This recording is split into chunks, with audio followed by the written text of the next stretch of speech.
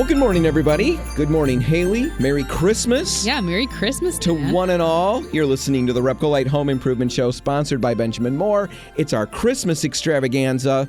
We've got all kinds of stuff planned, and I'm going to be very honest right up front. It's all about Christmas. Yeah, very little of this has anything to do with home improvement stuff. So if you're here for home improvement tips and how to paint something, probably not your gig today. Yeah, there's really only tools talked about in the snowman section. So tools you'll need to build a snowman. So if that's piquing your interests, hang around. But anyway, everything that we're going to talk about is going to be fun. That's the point. But before we get to all of that fun stuff, we've got an early Christmas present we want to give out. We have a contest going on right now. If you go to RepcoLite.com, click the banner on the homepage, you can find the entry form and the rules. We're giving away $500 to RepcoLite to one lucky winner. But that person will also get $500 to RepcoLite to gift to a friend and $500 to give to a charity of their choice as well. Now, entering the contest is easy. You go to RepcoLite.com and you have to answer questions. We've given out clues all month long. We're going to give you the clues for the first 3 weeks right now, right in order. So, starting with week one's question, what is Dan's favorite Christmas movie as a kid? Here's your clue. Week two, what is Haley's favorite Christmas cookie? Not my gumdrop buttons. Okay, that's week two's question, so go and answer that. Week three's question last week is, what love it, hate it Christmas song is this? Never mind. I can't give you that out. You've got the clue. Go to RepcoLite.com. You don't want me to sing the rest of that anyway. No. Go to RepcoLite.com, click the banner on the homepage, answer questions 1 through 3, and then make sure you hang around to the show, and we'll give out the last question and last hints. All right, with all of that business out of the way, let's get into the Christmas extravaganza wholeheartedly. And really, I wish I had dressed a little more festively. I should have worn a hat or some sort of festive gear. We could have been festive. Yeah, we didn't. Haley wore a sweatshirt. Well, I'm green. I mean, that's... Well, I'm wearing a sweater. So real quick. Okay. I've got Hannah at home. Yeah. She's 15, I think. Pretty sure. 14, 15? She's one of those ages. She's right in that zone. Right in that butter zone. And anyway, Maddie, my older daughter, she has all this ridiculous clothing that she buys. Wow, nice. That I know. She knows it. She calls it her grandma clothes. But she's got these sweaters and stuff, and she loves geese and ducks and things like that. Yeah. So she's got a sweater with a duck on it. Anyway, Maddie does. She knows they're a little bit ridiculous, but there's certain things that she just really loves, and she loves her duck sweater. That's awesome. Anyway, the other day, Hannah was asking her where her duck sweater is and if she could wear it to school. And so Maddie is all excited, and she gets it out and brings it in and says, why do you want it? And Hannah says, we have an ugly sweater contest. Oh, my gosh. Oh, my goodness. Yes, dead silence at the table. Hannah. Yeah, Hannah doesn't think all the time. She is honest to a fault. Yeah. Anyway. Gotta love it. How did I get there? Oh, Christmas garb. Mm-hmm. I'm wearing a sweater, not an ugly sweater. Or a Christmas sweater, but a sweater. No, it's a sweater. It means it's cold outside, and so I'm representing. We want to talk about snowmen on the RepcoLite Christmas extravaganza and the history behind them, because it's They're surprisingly ancient, actually. Yeah. I thought you were going to say anxious. Oh. I'm anxious. Snowmen are chill. Okay. All right, go with it. I'm going to let that one go. I know. So archaeologists actually theorized that cavemen were probably making some sort of snow sculpture. Okay. Now, see, that's a ridiculous claim to begin with. We don't have evidence, obviously, because they melt. But the idea is that because they were using other materials at the time that were readily available to make art, like cave paintings, and they made small sculptures out of like mud and sticks, snow is probably not lost on them as a material readily available to make things out of. So most likely there were things being made in caveman times even. All right, but we have not found anything frozen in the ice bed. No. Like little charcoal eyes or something and like a that. Carrot with like some little sticks next to it. Carrot. Oh, this must have been left over from a snowman. No. None of that. None of that. We're just guessing based on... Well, and really we wouldn't see that because our idea of a snowman and what it's supposed to look like now, like Frosty the Snowman, does not actually take hold until the 1940s. And we'll get to that. Okay. But the first evidence that we have of a snowman is in 1380. There was an illustration that was published. And that's the very first time that we have a record of a snowman. In the year 1380. Yes. In what form was this published? In I don't know, some publication. Right, but I mean, what was the was the point the snowman, or was it just kind of an off? It was just kind of like an off, But we know that was a snowman. Yes. Yeah. It was very clearly a snowman. People are making snowmen. Writing about it. All right. So where do we go from there? So from there, we don't get, photographic evidence until later, but we do know that they were being used really as a folk art in the 1500s even. So in the Middle Ages, people were using snowman even to actually protest things. Okay. They were being used in political nature because people didn't have, some people couldn't read or write. So they didn't have a lot of resources to communicate their ideas. And here's so they had this to wait till winter. Free material right. for them to sculpt things out of, and they could say whatever they wanted. See, if I were, in the political hierarchy, sure, I would have not done anything potentially protest-worthy in the cooler seasons. See how I would have avoided all of these protests? I would have only done my... Sure, your dirty work in the summer. Yeah. Yeah. Try to make a snowman now, right? I would have been smart. Nothing questionable in the winter. It's all oranges for everybody, right? Yep. Bribe them all. All right. But people didn't think that far ahead. Right. They weren't thinkers like I am. And the political figures of the time made mistakes in the winter. And people were pretty vocal about it. People got vocal with snowmen. Yeah. But they were a real folk art, too. People took it pretty seriously as an art form. Okay. They were legitimate sculptures. Would they have competitions? Or would they just do this on... I think anyone would do it, but artists like Michelangelo, for example, was known to practice in snow because, again, it was a free material. Here's something that he can make some carvings out of. And he was actually commissioned by someone to make a fancy snow sculpture. You're not going to tell us that he's the first one to use coal for eyes and a carrot for a nose? That'd be really awesome. But we do have some images that we'll put in the YouTube video and that we can link to. Of Michelangelo's snowman? Not of his, but there's another artist that carved things out of snow. Da Vinci? Larkin Mead. And I guess he's known for a sculpture that he made for a Lincoln Memorial in Springfield. Out of snow? No. Oh. That's a real thing. Okay.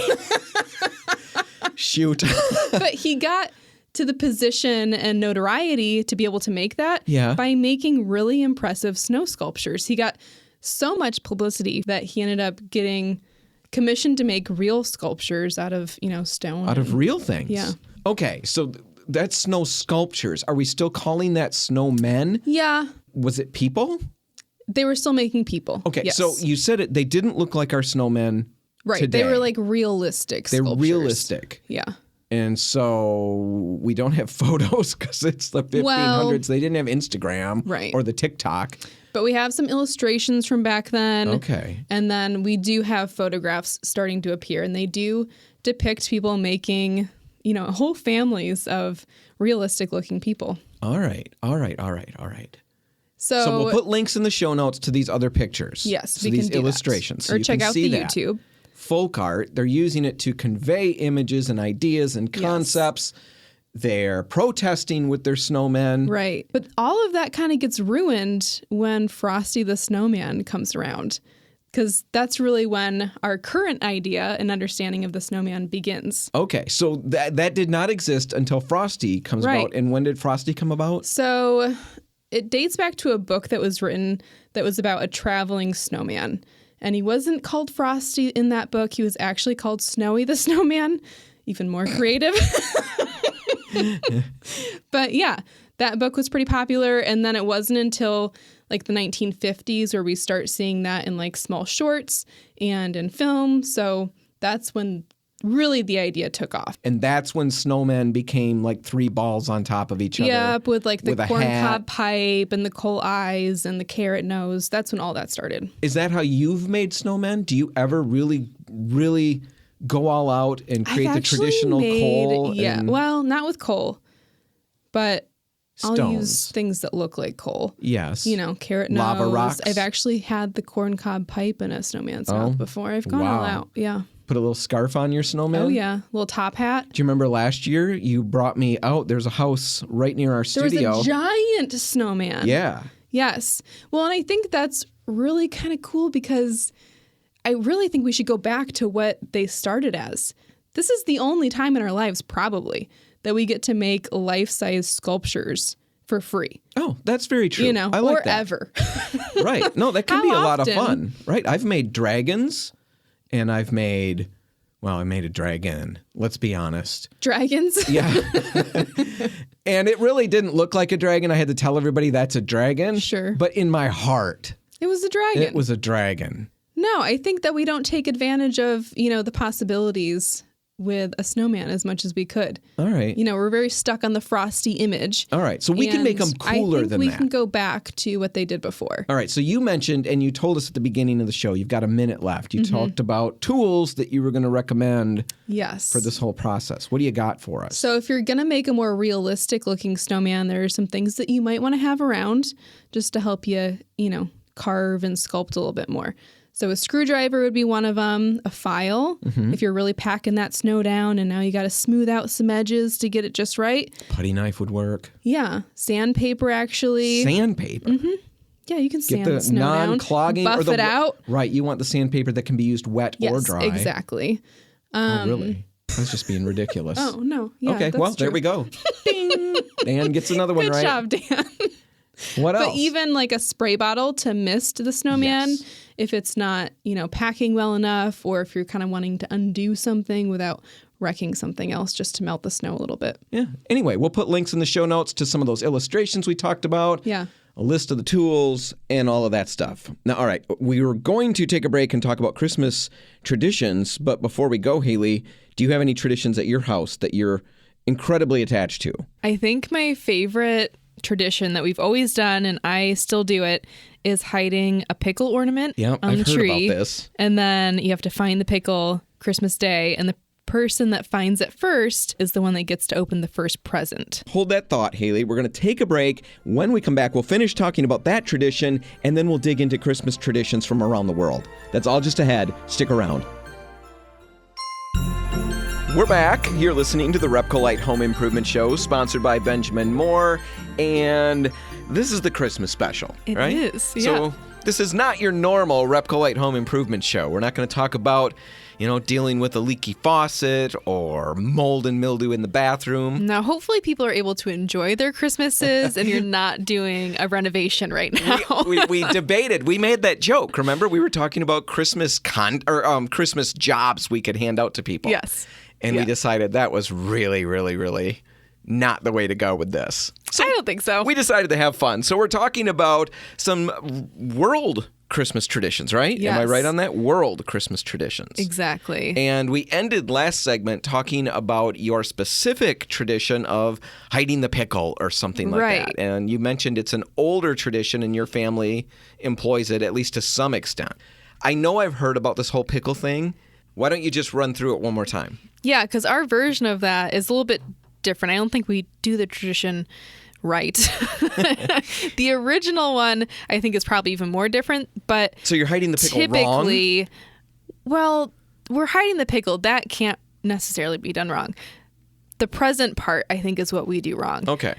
It's supposed to be a separate present. Like the pickle is associated with a specific gift. Like a really good bonus gift. Right. And whoever gets the pickle gets the bonus gift? But we do it as you just get to open the first present. Like Oh, yeah, your parents didn't want crying. someone gets more. Yeah, and that's not a wrong decision, but Yeah, man, it's that, been adjusted that for pickle would be a families. lot more valuable if that was a bonus gift. It's true. So that's yeah. how it is in Germany. I That was think the original. that's. I don't know if it's the original because even the origins of the pickle are debated. Well, yeah. Some people think it's from Germany and that it dates back to the 16th century. Some people argue that it's actually from Spain and that it had to do with children that were kidnapped and put into pickle barrels. So Well, that's really Yeah, dark. really which dark.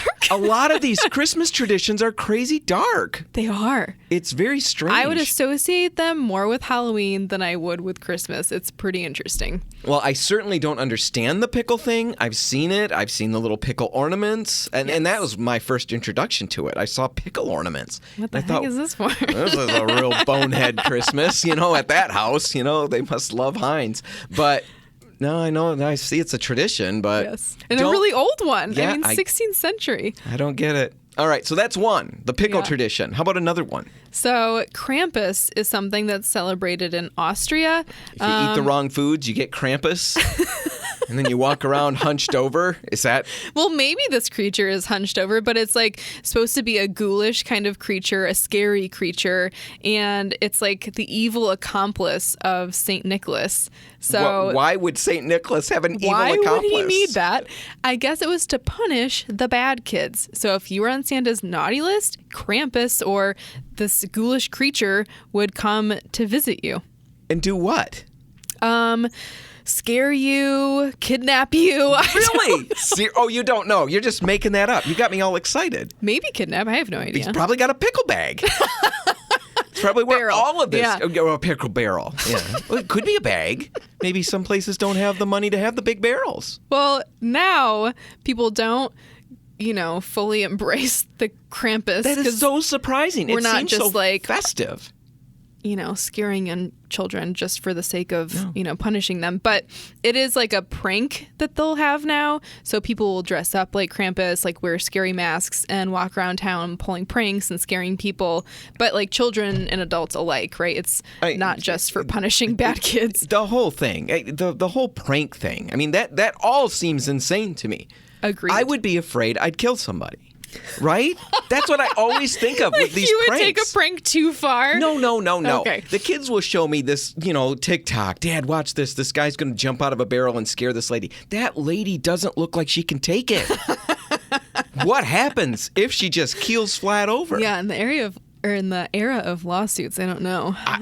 That's what I picture. I'm going to put on a little Krampus mask, jump out of a little box, and I'm going to watch Mom just thump, and there goes Christmas for everybody for the rest of our lives. Yeah. I don't want to be a part of a Krampus Christmas. I don't either. And there's an annual parade associated with this. Where was that one from again? That's in Austria. In Austria. Okay. That's very strange. We got time for one more in this segment. Okay, this one I really like because I love cats. I have a cat. Birgerd, this is a holiday for you. Iceland has a Yule cat. A Yule cat? Yeah. They don't burn them, right? No. Well, Yule logs, right? We burn Yule logs. It's definitely one of the weirder ones, but I guess there's like this idea that there's a gigantic cat-like beast, and it would be incentive for their workers to work really hard. And if you were good, you would receive a new set of clothes. But if you weren't, you might be devoured by this gigantic cat. Does he have jingle bells on? Or is there any... Then you might hear him coming. Okay, yes. So, okay, if I've got this straight, everybody is told... hey, go out and work really hard, or the Yule Cat's coming. Yeah. Well, I thought Christmas was coming. Well, with Christmas comes the Yule Cat. Yeah. And if you don't work hard, he's going to eat you. Yeah. That's the whole thing. That's the idea. Where's the fun? You get new clothes if you're good. Okay. You're going to need them, because when I hear the Yule Cat's coming, my old clothes aren't going to be worth anything. I can't believe that that's a Christmas tradition. I know. I mean, there's a lot of good, fun stuff to draw from. You think? All right. That's all the time we've got for this segment. Let's take a break, and we'll come back with more on the other side. Yeah, sounds good. We'll be back in just a minute. Stay tuned. Well, Haley, we're working our way through a very strange list of Christmas traditions from around the world. It's the RepcoLite Home Improvement Show, believe it or not, and we're just kicking back. We're phoning it in. Yeah, it's Christmas, right, people. Right, it's Christmas. And we debated, let's come up with a new show for Christmas. Let's come up with, projects for people to do on Christmas Day, ways to organize the wrapping paper piles that are scattered everywhere. And we realized that is ridiculously stupid. Yeah. So we thought, let's just phone it in and have fun and talk about great Christmas stuff. We talked about our own Christmas traditions in the beginning. things I like to do, some boring stuff Haley's family does. That was coming. And yeah. And now we've kind of branched off into traditions from around the world, and we've hit some very bizarre things. Yeah, I'm really excited that I found this list because it is truly bizarre. I just hope it's true. Have you cross-checked and cross-referenced this? Because the internet says it happens. Yes, I have Googled most of these outside of the one article, and they do exist. All right. So we've got more because it's Christmas and we're just having fun. But I do want to give one quick warning. We do have one that's coming up that is absolutely hilarious. And we're still not sure. Disgusting. Yes, we're still not sure how we're going to be able to broach the topic.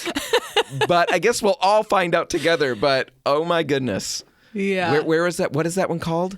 We can't even say the name, right? No. Is it from Spain somewhere? Yeah, it's from Spain. We'll call it Spain's potty log. Should we just talk about it now? No. Okay, we'll save it for the end. All right. So what do you got next? We just went over the Yule Cat, which from all the little workers who aren't working hard enough get munched down by the Yule Cat, and everybody sings Jingle Bells or Feliz Navidad or something like that. Yeah. What's next? The next one, again, feels more like a Halloween tradition, but the Ukraine actually decorates with like spider webs, essentially. They're not with actual spider webs, but they're recreating what looks like spider webs on the tree with tinsel. Could I use real spider webs? I guess that's up to My you, Dan. house is full of spiders, and apparently if I were in the Ukraine, it would all year round be decorated for Christmas. You would be really in style there. I would. So they decorate what with spider webs? Everything? The corners tree, up by the ceiling? I don't know if they're doing the whole house like that, but definitely at least on the tree. Okay, on the tree. Spider webs. They're using tinsel or, other string to make it look like a spider web. Why? I guess there is this folktale about a poor widow who couldn't afford to decorate the tree for her children, and the legend has it that the spiders in the house took pity on the family's plight and spun beautiful webs all over the tree. So when the children woke up, there were these beautiful spider webs with, dew droplets on them, so it looked like a festive tree. And so now they've embraced it. Okay, I have decided that I will let that one stand. That is a Christmas tradition that I approve of. And it can continue. It can continue because that's a fun little story. No, I like that there's a story with it, and I'm sure the other ones probably have stories too, but this one was included, and I think it's kind of nice. Well, and I'm sure they were very amazing webs. I'm sure they were beautiful, yeah. Maybe they wrote little festive sayings like Charlotte. That would be cool. Charlotte's Web, right? Didn't she write little sayings? Yeah, she would write things in her webs. Eat the pig or don't eat the pig. Don't eat the pig. Which one was it? I think it was definitely don't eat the pig. She liked the pig. She liked it. Okay. There's a darker version of Charlotte's Web. Where Wilbur gets eaten. He doesn't make it very far. Gosh. All right, so spider webs in the Ukraine. What's next? Where are we going next, Haley? Okay, I definitely want to get this one in because it's just bizarre. Japan doesn't really celebrate Christmas. It's not like a national holiday for them like it is here. And yet they now celebrate Christmas because of a marketing campaign KFC came up with back in 1974. Seriously? Yeah. Yep. KFC is in Kentucky Fried Chicken. Exactly. They came up with a campaign that brought Christmas to Japan. Yep. So now the way that people celebrate Christmas in Japan is by going and eating fried chicken. Really? Yes. That is a good campaign. Right? You changed an entire country's culture. Why have we not done that with paint? Right? Yeah. Right? We should have gone with the projects. Paint's not as good to eat as Kentucky Fried Chicken. No, it's not as good to eat. We don't recommend that. Not at all. Seriously. So there's no decorations or anything. It's just head out and eat chicken. Yep. All right. Where's next? Where are we going? Okay, let's go to Italy. So Italy, yeah, this one again kind of draws on Halloween traditions. Instead of Santa, there's a witch that visits you. She's called Befana, if I'm saying that right, but she's an old woman. Spell it. Belfana. Befana. Yeah, that's better. Yeah. She I nailed fills it. the stockings of the children. It's just like Santa Claus. What does she fill them with? She comes down through the chimney, and they get presents from her. What does she look like? Does she like have a beard? Witch. Well, some witches have beards. I think that's like cool. she's got the little wart on her chin that She has does. a couple hairs coming out of it. Is There's it like- a hat that is the traditional cone shape. Does she shake like a bowl full of jelly when she giggles? Is that part of being a witch? No, that's part of being Santa, Okay, I see. right? Come on. It's Christmas. Maybe she's Why witches? That's so strange. I know. How far back does this one go? this one they don't say. Okay, so we don't know exactly how far back this one goes because we were No. burning witches in 1692. And yeah, in Italy Salem. is making them their Santa Claus. Wow, that is Yeah. so strange. Pretty interesting. All right, we've got time. Do we want to get to the big one? Let's go to Sweden first. Okay. And I can see that it says the Yule goat. Yeah. And I'm sure this is extremely festive and we're going to really resonate with this one at least, right? Well, it's kind of strange. All right.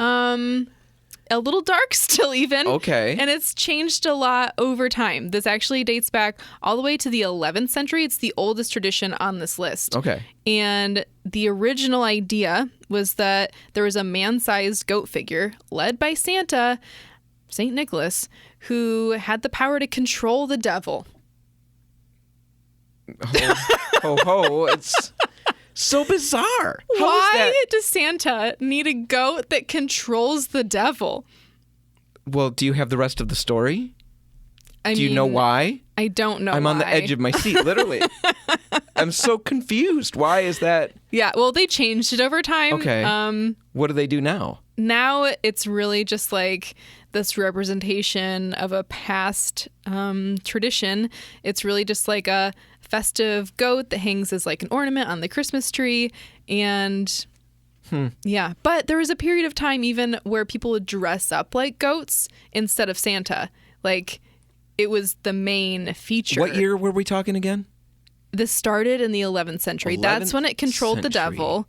And then in the 17th century, people started like dressing up like the goat. So the 1600s, they're dressing up like the goat in Sweden. Yep. And they would pull pranks on people like that. Oh. So it was like Pranks the are goat big. controlled the devil, but was also a prankster. Remember when you recommended for Thanksgiving that people prank people with a whoopee cushion? True. Do you think that was happening back then? I wonder what they did. Did they have whoopee cushions? Probably like a pig's bladder. Oh, I yeah. bet they could make that sound like a whoopee I bet cushion. Little House on the Prairie, they probably would have had a pig's bladder whoopee cushion. Probably. All right, since we've gone down to that level, let's go way further and deeper and lower and talk about the very Yeah. last tradition that we had on our list. It's a real one. I did not believe it. I had to look it up. I found multiple stories Yeah. about Spain's. There's a lot of different words to use for this. We have chosen the word Potty. because I'm comfortable with that and I can roll with that and I don't think we're going to be in any trouble about that. But it's called Spain's potty log and it is insane. And I'm so glad this is not part of my Christmas every year. It's twisted. It's really twisted. So how does it work? They get a little It starts log. off innocent enough. The kids have the section of log, right? Like a small log, and they put a little face on it. It's got some sticks for legs. They take care of it. They feed the log. Oh, yes, they so you know, nice. It's under a blanket to keep 'cause it warm. Logs get cold at right? night. It's like their little pet. But then Yep. it gets weird because on Christmas, Because wait a minute. Because feeding a stick with a face on it isn't weird. well, that's just like a pretend normal. Like, I don't know. No. Make dolls out of weird things. Compared to the rest of it, that part's That's totally standard. insane. That's normal. Yep. That's mainstream. Because then, what do they Then- do? On Christmas, they beat the log with sticks. Of course. Because that's what you do to something that you love and take care of. And then they sing or like, well, I mean, it's going to sound like a chant, but they ask the log to go potty for them. Right. Is that not insane? And they And ask they- it to potty out presents. Yes, exactly. Nougat and candies. Make good potty for us. And if it doesn't, then they really beat it with the sticks and they throw it in their fireplace. Now, that does sound like one Christmas that I was a part of, but, I don't want to go into that story. It was so horrible. No, it sounds horrible. I'm joking. I've never been a part of anything like that. Have you heard of anything like that ever? No. Okay.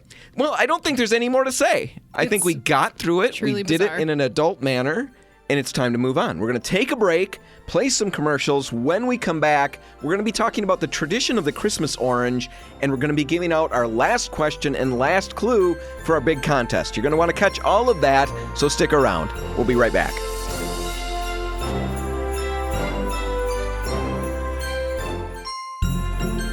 And we're back. You're listening to the Christmas Extravaganza on the RepcoLite Home Improvement Show, sponsored by Benjamin Moore.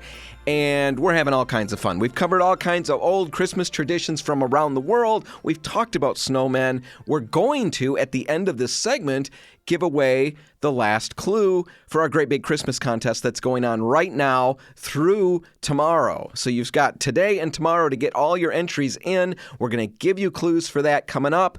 But right now, we're going to talk about another interesting topic that Haley has said will blow our hair back. We're going to be so stunned to find out the history of the Christmas orange. There, Haley, I've set you up. I appreciate your sarcasm, deliver the goods, just like St. Nicholas delivering the goods.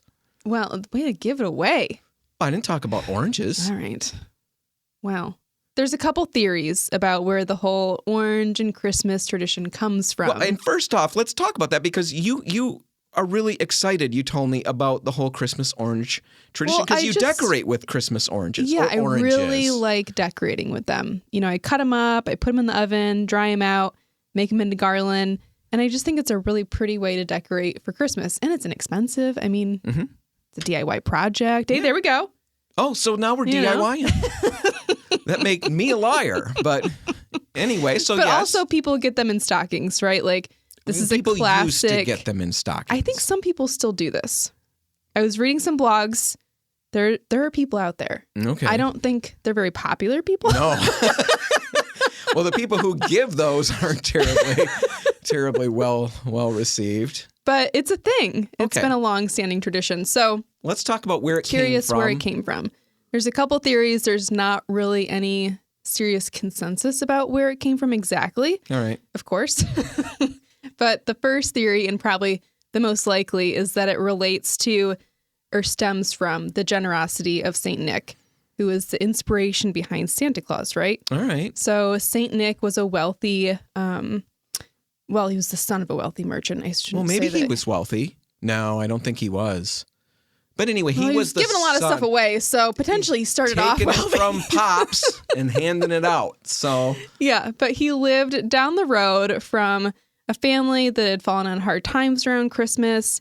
And so his idea was to go to this family's house at night, and through the open window, he threw bags of gold into all of the kids' stockings. like he just slam dunked them? I guess so. He's got quite the I arm. guess he didn't slam dunk them, but he sunk the shot Yeah. right into the stocking. Pretty impressive. That is impressive. So they wake I up. would have hit the children as they're curled up on wherever they are, waiting. the floor Well, or whatever. Santa wasn't a thing yet, I guess. So Yeah, they wouldn't have known to expect me coming and chucking gold at them. So anyway, he dumps them into their stockings. Yes. They wake up the next morning. Oh, right. there's gold in my Thrilled. stocking. The father is trying to figure out where this came from, finally figures out that it was Nicholas, and goes into the town and is just telling everyone how generous he is. Everybody's putting their stockings up at this point, Right, I'm assuming. exactly. But this is where the idea of Santa Claus, Saint Nick, came from. All right. And it's also where potentially the idea of the orange in the stocking came from, because the orange is said to represent the little bag of gold. Oh, it's a cheap out. Yeah. All But I right. think it's possible. It's nature's cheap out on a bag of gold. But it still works. Okay, Yeah. so that's where you're thinking They used to be pretty rare, so I mean, Sure. potentially it's right. like gold. It's not gold rare, but it's still rare. Yes. So that's one idea. Another idea. They represent the giving season Oranges do. because they can be broken up into sections and shared amongst your friends. Oh. Yeah. Well, there you go. kind of nice. Yeah. It's a nice thought. Yeah, I'm going to buy bigger oranges. The only ones that we've got are the ones that are easy to peel. The little clementines or they're mandarin really tiny. oranges. So splitting those, I don't know how much Christmas cheer is passed around, but it's the thought that counts, right? Yeah, it's not the quantity. Exactly. But I think the idea was really popularized during the Great Depression when, we were looking for really cheap, simple gifts, and oranges were super rare at the time, so they were probably the only thing that you got under the tree during that time. Yeah. And yeah. Great Depression, great because it was big, not because it was so wonderful. Right? Thanks for the clarification. I want everybody to know that. I always struggled with that. Why is everybody complaining if it was the Great Depression? Really? Yeah. Somebody had to explain that to me. Sadly, it was at Grand Valley. And I was much older than I should have been. Anyway, let's get to the Christmas contest. We've got all kinds of things to do before we wrap this show up in a couple minutes. So, with our big Christmas contest, you've heard us talk about it all show long. You've heard us talk about it, hopefully, all month long. Here's the deal. We're giving away a $500 RepcoLite gift card to one lucky winner. And that winner is going to be able to give another $500 RepcoLite gift card to a friend. On top of that, RepcoLite's going to donate $500 in the winner's name to a charity of the winner's choice. You get entered by answering questions that we've asked on air on this show. And we've asked questions all month long so far. And you can find all of those questions at RepcoLite.com when you click the banner on the homepage. That'll take you to the entry form. The questions are there. Each correct answer enters you into the contest. So if you get them all right, you've got 4 entries into our contest, 4 chances to win. Now, at the beginning of the show, we replayed all the clues that we've given out so far for the first 3 questions that we've asked. Now it's time for that last question and clue. Right. Haley, what do you think? What do you think the last question? This is important, so get it right. I think we're going to throw out a freebie. It's not going to involve a clue. No clue. No clue. You're not going to need a clue. I've really enjoyed giving out clues. That's been the highlight of my week for the last 3 weeks. No clue this week. Well, okay. Merry Christmas, Dan. All right. I'll take the hit. What's the question? No clue. What is your favorite paint product? I want to know. What is my favorite paint product? Or bum, bum, bum. Does everybody know what Dan's favorite paint product? Could be anything. Ooh, he's got such good taste. That's not where you're going, right? No. Anyone's. You I as would the like listener. to know what their favorite paint product is. It could be RepcoLite. It could be Benjamin Moore. It could be someone else. That would be dumb. If it's somebody else's, you might want to make up a RepcoLite or a Benjamin Moore product that you love better. So yeah, whatever your favorite paint product is, all you need to do is go to RepcoLite.com, click the banner on the homepage like we've been saying. 4th question. It's going to say, what is your favorite paint color? You cannot get it wrong. If you need a clue for this, there's a problem, and you probably don't deserve to be in the contest. So you should be able to fill that out. It's an utter freebie, like Haley said. You can't get it wrong. Get those answers in. We're going to draw a winner on December 26th. Yes. So we're going to enjoy our Christmases.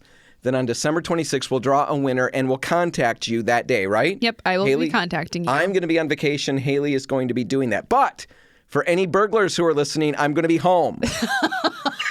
I've always read, never announce that you're on vacation on social media. Should you give your phone number out as well? Yeah, my address is, and the key is under the mat. No, that's not true. If you find our key, we've been looking for one. We've lost it, so we'd love you to leave it by the front door.